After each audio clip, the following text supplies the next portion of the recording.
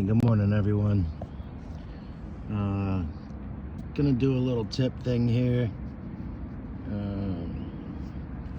for all my bike building friends, all you wing nuts, nutballs. Excuse me, pollen's killing me this morning.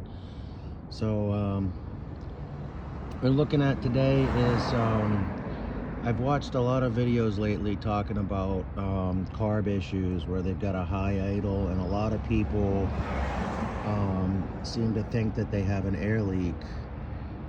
That's quite possible, but I wanted to go a little more in-depth to carb tuning. Reason for that is most people examine the jet setup, which is primarily the issues, 9 out of 10. But I want to talk about throttle response. And so at the top end of your relay, your throttle cable, you see you have this mechanism right here that has a screw adjustment, and at the other end, at your carburetor, you also have the same setup. So I'm going to try to get in there so you guys can see. All right, so what we're going to do is we're going to move this up, and as I'm moving this up,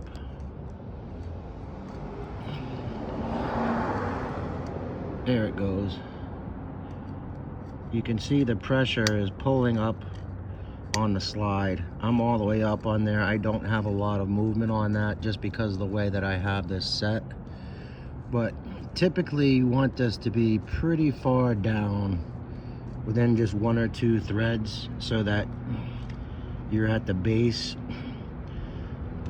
or where your opening is almost completely closed.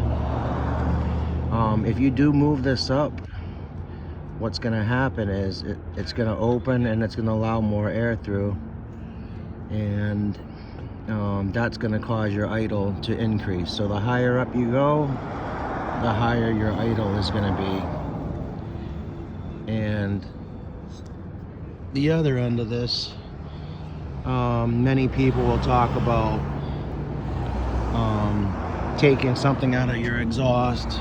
I actually have the expansion chamber on right now just for some testing, but typically with the stock exhaust,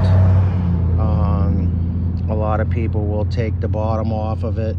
If you unscrew the base with the 10mm bolt, take that out and then cut the inner tube at the bottom, it does give you a little bit of a power increase in that sense for speed. But why I'm going over that is there's another issue here that some people don't realize. This is actually your overall governor, and what that means is that by taking this in or out when you turn your throttle, you can only reach a quarter or half of your throttle depending on where this is. So depending on how your bike operates, sorry about that, somebody's blowing coal. Yeah, depending on how your bike operates, those two things are also key when it comes to setting up your carburetor.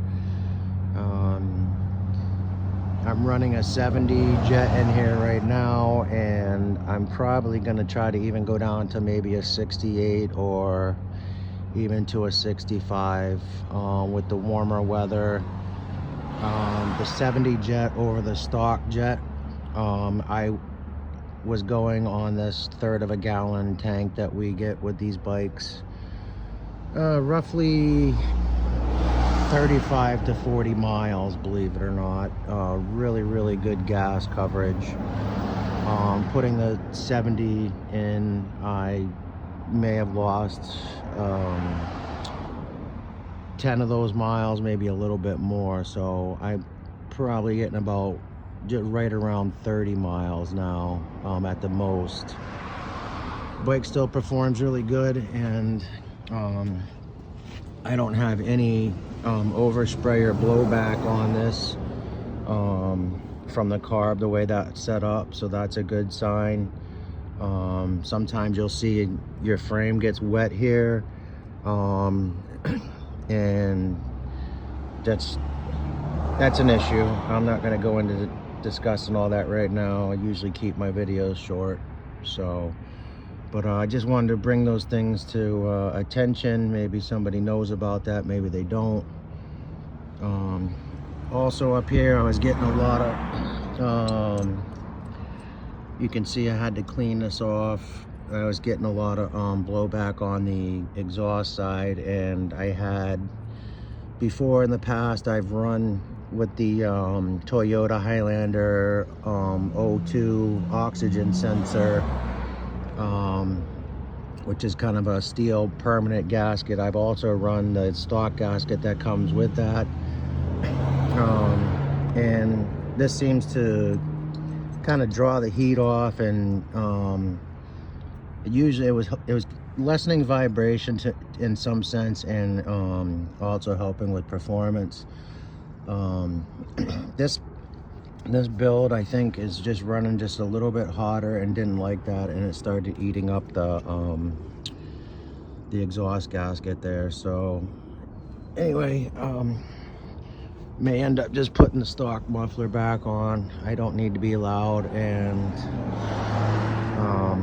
this really isn't getting a lot more top speed with the expansion chamber on it, and I know I've been talking a little bit about that in some of my rides, as far as getting to the top end of the throttle and it bogging or whatever.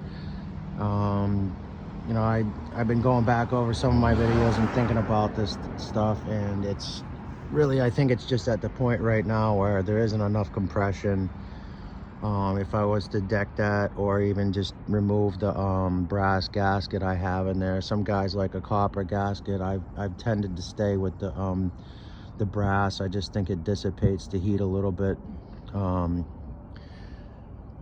more evenly. I may be mistaken, but I've never had them melt or cave on me. So anyway, yeah, I'm not sure where I was going that but yeah, so that's my tip, guys. I haven't done a tip in a few days, been concentrating on taking a ride with you all, so hopefully that'll help somebody out there, and something that you can also think about if it's just something that slipped your mind and you haven't done for a while. But anyway, beautiful day, above ground and vertical. Probably not going to get too much riding in. Got a lot of stuff to do and working on a couple of builds. So anyway, I'll keep you all in my thoughts and prayers, and hope you're all safe in your travels. They got most of the sand off of the roads around here, but the drivers are just as crazy as ever now. So please do be cautious, friends. Godspeed.